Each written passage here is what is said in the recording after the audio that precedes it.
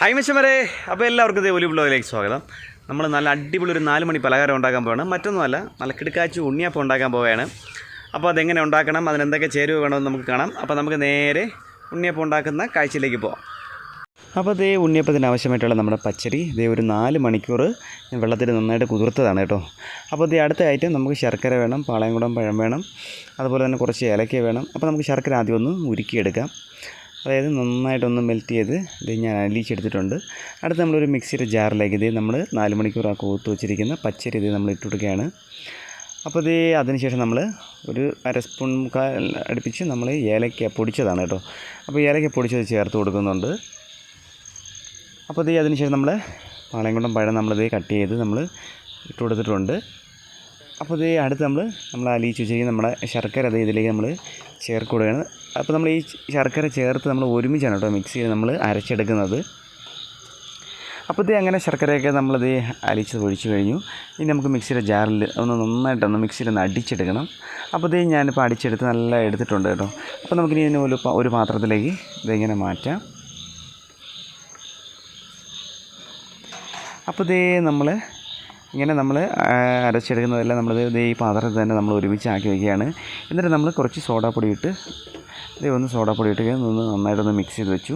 അതിനുശേഷം ഏകദേശം ഒരു 8 മണിക്കൂറോളം നമ്മുടെ ഈ ഐറ്റം നന്നായിട്ടൊന്ന് പരുവം കിട്ടാൻ വേണ്ടിയിട്ട് നമ്മൾ വെച്ചിട്ടുണ്ടായിരുന്നു കേട്ടോ. അപ്പോൾ കറക്റ്റ് 8 മണിക്കൂർ കഴിഞ്ഞതിന് ശേഷം നമ്മളെടുത്ത് ഈ അടുപ്പൊക്കെ ഒന്ന് സെറ്റാക്കി ഒരു കുഞ്ഞ് ചീനച്ചട്ടിയൊക്കെ വെച്ച് കൊടുത്തതിന് ശേഷം ഇനി അതിലേക്ക് ചട്ടി നന്നായി ചൂടായതിന് ശേഷം കുറച്ച് നെയ്യ് നമ്മൾ അതിൽ ചേർക്കണം കേട്ടോ. നെയ്യ് നമ്മൾ ചട്ടിയിലിട്ട് ഇട്ട് കൊടുക്കുകയാണ്. അപ്പോൾ നല്ല മഴയും തണുപ്പൊക്കെ ആയതുകൊണ്ടായിരിക്കും നെയ്യ് നല്ല സെറ്റായിരുന്നു കേട്ടോ, നല്ല കട്ടയായിട്ട്. അപ്പോൾ നമ്മളൊരു 2-3 സ്പൂൺ നെയ്യ് നമ്മൾ ചീനച്ചട്ടിയിലേക്ക് ഇട്ട് കൊടുത്തിട്ടുണ്ട്. അപ്പോൾ അത് നന്നായിട്ടൊന്ന് അലിയുന്ന ആ ഒരു സമയത്ത് നമുക്ക് ഇവിടെ ഈ ഉണക്കത്തേങ്ങ ഉണ്ട് കേട്ടോ. അതായത് വെള്ളമൊക്കെ വറ്റി നല്ല ബോൾ പോലെ കിടക്കുന്ന തേങ്ങ. അപ്പോൾ കുഞ്ഞു കുഞ്ഞു കഷ്ണങ്ങളാക്കി കട്ട് ചെയ്തെടുത്തതാണ് കേട്ടോ. അപ്പോൾ നമുക്കിതിനെ ഈ നെയ്യിലിട്ട് നന്നായിട്ടൊന്ന് ഒന്നൊരു ബ്രൗൺ കളർ, നല്ലൊരു ബ്രൗൺ കളർ ആകുന്നത് വരെ ഇതിനൊന്ന് വറുത്തെടുക്കണം. അങ്ങനെ നമ്മുടെ ഐറ്റം ഇനി ഇതിനൊന്ന് ബ്രൗൺ ആയി കിട്ടിക്കഴിഞ്ഞാൽ നമ്മളെ പരിപാടി ഏറെക്കുറെയൊക്കെ റെഡി ആയിട്ടുണ്ട്. അങ്ങനെ നമ്മുടെ തകർത്ത പരിപാടിയിൽ ഐറ്റം ഏകദേശമൊക്കെ കളർ മാറി വരുന്നുണ്ട്.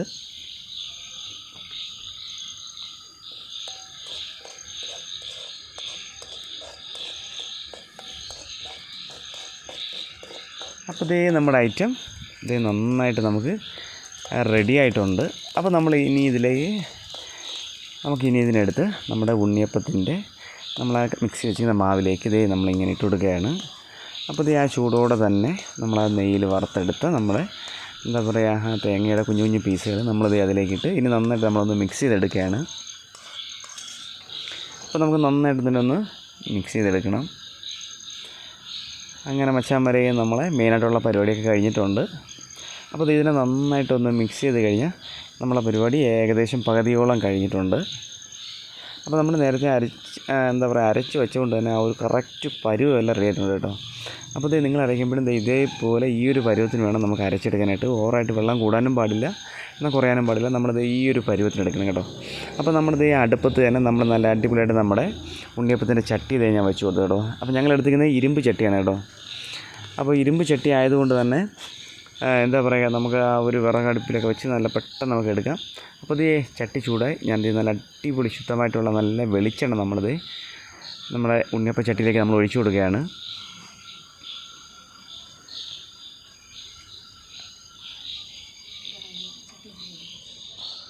അങ്ങനെ നമുക്ക് 7 എണ്ണം ഉണ്ടാക്കാനുള്ള ചട്ടിയാണ്. അപ്പോൾ ഞാനിത് ഓരോന്നായിട്ട് ഇങ്ങനെ ഓരോ ഉണ്ണിയപ്പത്തിൻ്റെ ആ കുഴിയിലേക്ക് നമ്മളിങ്ങനെ ഒഴിച്ചു കൊടുക്കുകയാണ് മാവ് കോരി.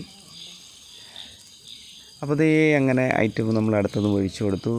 അപ്പം ഞാൻ വീട്ടിൽ ഇത് ഉണ്ണിയപ്പം ഉണ്ടാക്കുന്നത് ഫസ്റ്റ് ടൈമാണ് കേട്ടോ. അപ്പോൾ നമ്മളിതിന് മുൻപ് ഉണ്ടാക്കിയിട്ടില്ല. അപ്പോൾ അതുകൊണ്ട് പുതിയ ചട്ടിയാണ്.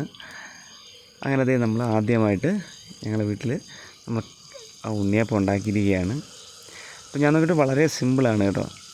നമുക്ക് നിസ്സാരം പോലെ നമുക്ക് ചട്ടി ഉണ്ടെങ്കിൽ നമുക്ക് ഈസി ആയിട്ട് തന്നെ ഉണ്ടാക്കിയെടുക്കാമെന്നുള്ള ഒരു ഇതേ ഉള്ളൂ.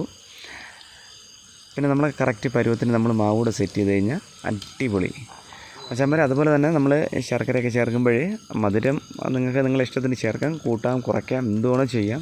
പക്ഷേ സംഗതി വളരെ സിമ്പിളാണ്, നല്ല ടേസ്റ്റ് വരുന്നത് കേട്ടോ. പിന്നെ ഇതിലേക്ക് വേണമെങ്കിൽ നിങ്ങൾക്ക് കപ്പലണ്ടിയൊക്കെ ചേർക്കാം കേട്ടോ. ഞാൻ പക്ഷേ കപ്പലണ്ടി ഒന്നും ചേർത്തിട്ടില്ല. നമ്മൾ ആ കട്ട് ചെയ്തെടുത്ത ആ ഒരു തേങ്ങയുടെ പീസ് മാത്രമേ നമ്മൾ ഇട്ടിട്ടുള്ളൂ.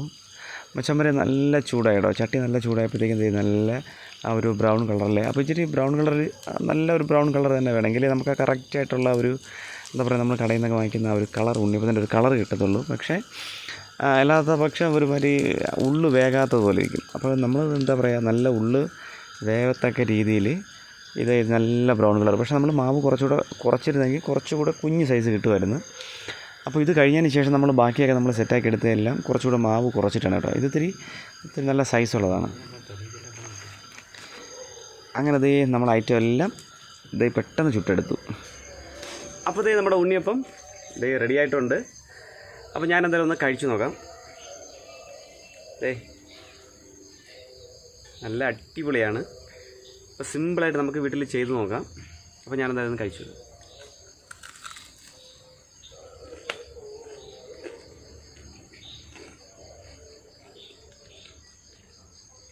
അപ്പോൾ ഞാൻ നമ്മൾ കടയിൽ നിന്നൊക്കെ വാങ്ങി കഴിക്കുന്ന അതേ ടേസ്റ്റ് തന്നെ, അതിനെക്കാട്ടി ടേസ്റ്റ് കൂടുതലെങ്കിലേ ഉള്ളൂ. കാര്യം നമ്മൾ വെളിച്ചെണ്ണയിലാണ് ഉണ്ടാക്കിയത്. അപ്പോൾ എല്ലാം നല്ല അടിപൊളി ടേസ്റ്റ്. അപ്പോൾ നിങ്ങൾ എന്തായാലും വീട്ടിൽ ഇത് ചെയ്ത് നോക്കുക. അപ്പോൾ വീഡിയോ ഇഷ്ടമായാൽ സപ്പോർട്ട് ചെയ്യുക. അപ്പോൾ നമുക്ക് നാളെ വൈകുന്നേരം മറ്റൊരു കിടക്കാച്ചി വീഡിയോ കാണാം. അതുവരെ ബൈ.